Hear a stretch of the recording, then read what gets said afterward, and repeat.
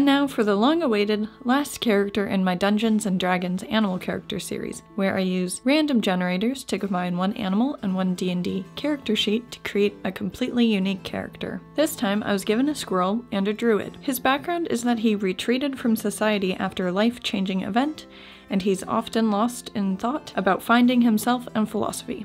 He has high acrobatic skills, as well as animal handling and spellcasting. So this character was probably my favorite character out of the bunch. I absolutely love chipmunks, so drawing one was very fun, especially when I got to color the fur.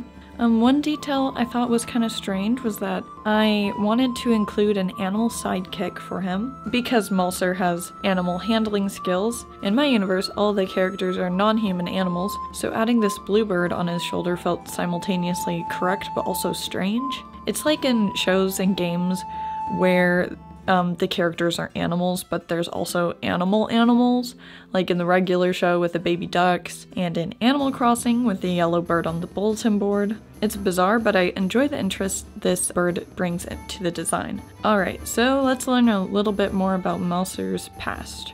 Malcer Kulenov is inspired by nature more than the acts of other people. He retreated from society after he fell out of a tree. He hit his head. Upon waking, Malcer couldn't remember who he was or what he was doing, and when his family and friends tried to help him, his embarrassment caused him to flee into the woods. Malcer is constantly lost in thought, trying to remember his previous life. He also enjoys conversing with Merrick Toscobble about philosophy and the universal truth.